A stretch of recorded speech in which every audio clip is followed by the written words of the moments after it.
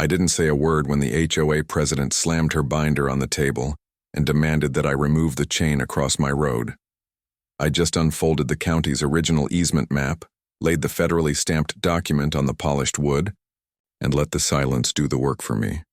Their lawyer leaned forward, squinted, and then went pale as if the blood had been drained out of him. The signatures at the bottom weren't mine, and they weren't the HOA's.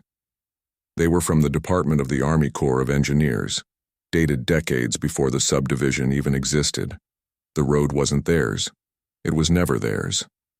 And the lock they had cut off twice was sitting in my briefcase like evidence at a crime scene. I didn't need to raise my voice. The law was sitting right there in front of them, heavier than anything they could threaten me with. But I didn't start out this way. When I first bought the land, I wasn't looking for a fight. In fact, I was looking for the opposite. My grandfather had built a cabin out here in the 70s.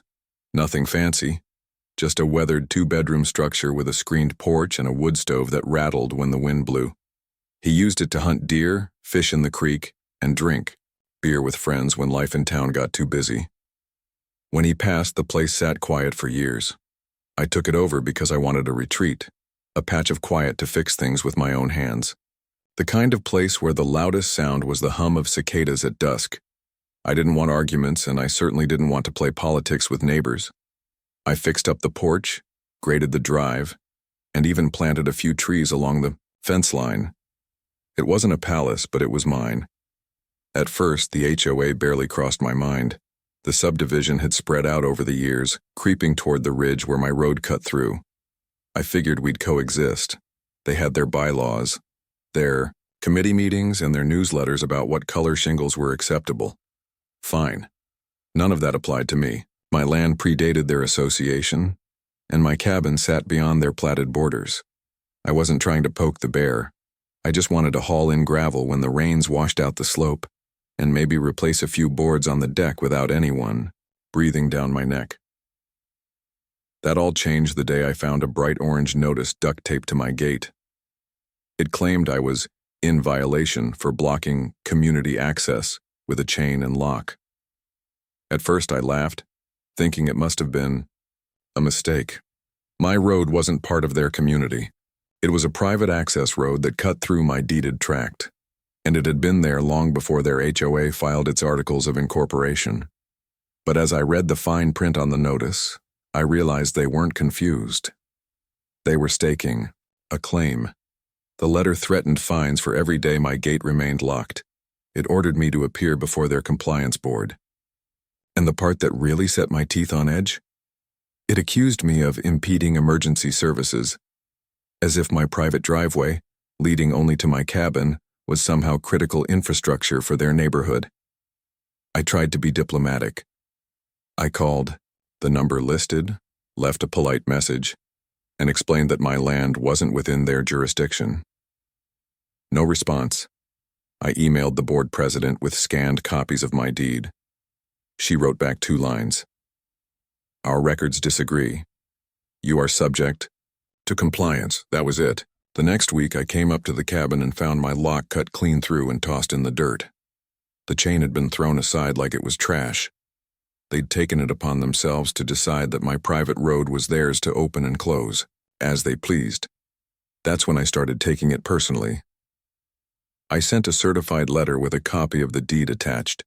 They responded with an invoice, actual fines stacked up for non-compliance and obstruction.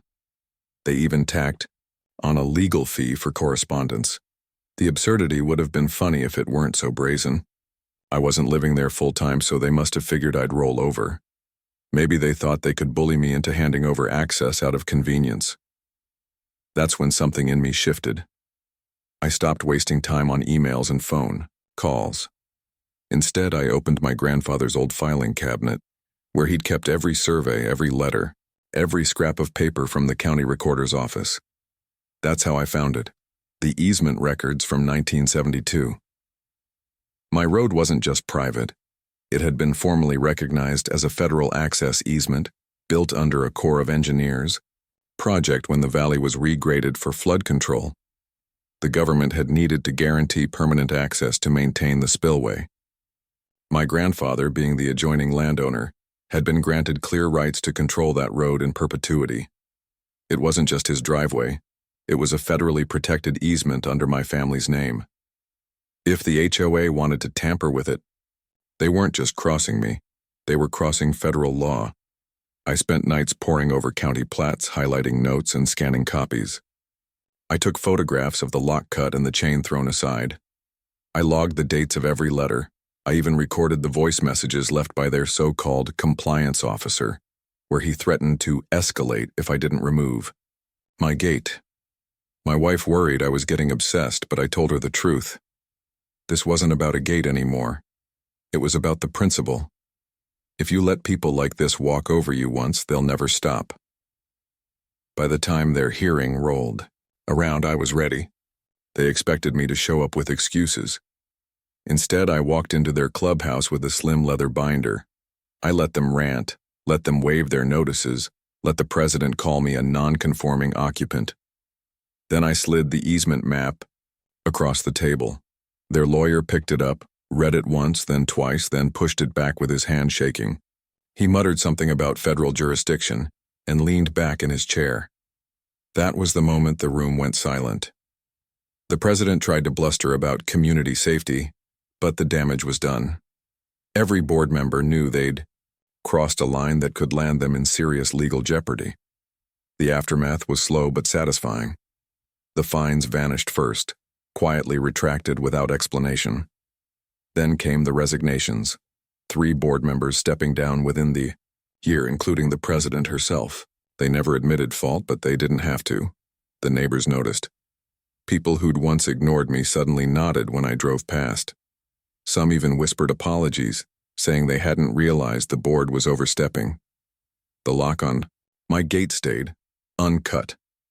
The letters stopped. And the next annual report from the HOA was full of bland updates about landscaping and pool maintenance, no mention of compliance enforcement at all. I go back to the cabin more often now. I sit on the porch with a coffee in the mornings, watching the mist lift off the valley, knowing that peace is something you sometimes have to fight for in quiet ways. They don't wave much when I pass through, and that's fine. I didn't want their friendship. I wanted what was mine. And now every time I hear that lock click shut behind me, I feel it.